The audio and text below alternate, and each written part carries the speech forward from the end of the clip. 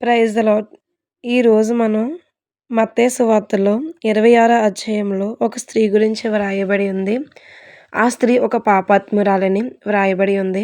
కానీ ఆమె చేసిన పని, ఆమె చూపిన పశ్చాత్తాపం ఆమెను ఒక ఘనత పొందిన స్త్రీగా దేవుడు చేశాడు.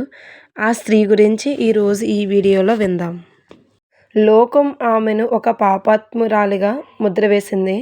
ఆమె నడిచే దారిలో అసహ్యపు చూపులు, వెనకాల వినిపించే నిందల మాటలు, ఆమె జీవితం చీకటిలో కూరుకుపోయిన ఒక విరిగిన పాత్ర. కానీ ఆ రోజు ఆమె ఒక వెలుగును చూసింది. తనను తృణీకరించని, తనలోని బాధను గుర్తించిన కరుణామయుడిని చూసింది. ఆయన పాదాల దగ్గర చేరినప్పుడు ఆమె కళ్ళలో నుండి ఆనంద బాష్పాలు వెల్లువెత్తాయి.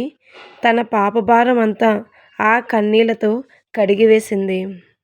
లోకమంతా ఆమెను వెలివేస్తుంటే యేసు ప్రభువు మాత్రం ఆమెను ప్రేమతో స్వీకరించారు. తన దగ్గర ఉన్న అత్యంత విలువైన అత్తరు బుడ్డిని పగలగొట్టి ఆయన పాదాలకు పూసింది. లోకమంతా ఆమెను వెలివేస్తుంటే యేసు ప్రభువు మాత్రం ఆమెను ప్రేమతో స్వీకరించారు.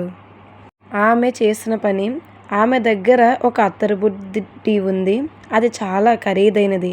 ఆ కాలంలో 1 సంవత్సరం సంపాదనతో సమానం. ఆమె దాన్ని దాచుకోలేదు, అమ్ముకోలేదు. ఆ బుడ్డిని పగలగొట్టి ఆ అత్తరును యేసు పాదాల మీద పోసింది. తన కన్నీళ్లతో ఆయన పాదాలను కడిగింది. తన తల వెంట్రుకలతో తుడిచింది. దీని అర్థం తన దగ్గర ఉన్న అత్యంత విలువైన దానిని, తన గర్వాన్ని, తన జీవితాన్ని యేసు పాదాల చెంత పెట్టేసింది. అది కేవలం అత్తరు కాదు, ఆమె గత జీవితానికి ముగింపు, ఒక కొత్త పరిశుద్ధ జీవితానికి నాంది. శిష్యులు ఆమె చేసిన పనిని వృధా అని విమర్శించారు. కానీ యేసు అన్నారు, ఈమె నా విషయమే ఒక మంచి కార్యము చేసినది. లోకమంతటా ఈ సువార్త ఎక్కడ ప్రకటించబడుతుందో అక్కడ ఈమె చేసినది కూడా జ్ఞాపకార్థముగా చెప్పబడుతుంది అని. అవును, మత్తయి సువార్తలో చెప్పబడిన ఈ వృత్తాంతం మనకు ఒకటే నేర్పిస్తుంది.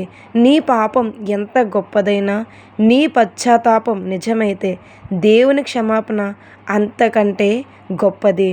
విరిగిన హృదయాలనే దేవుడు కోరుకుంటున్నాడు. ఆ స్త్రీలాగే మనం కూడా మన అత్యంత విలువైన భక్తిని ఆయన పాదాల చెంత ఉంచుదామా?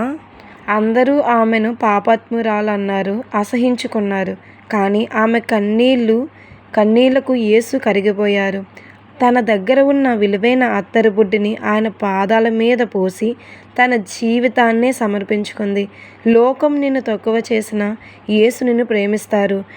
నీ పశ్చాత్తాపమే ఆయనకు కావలసిన అత్తరు వాసన.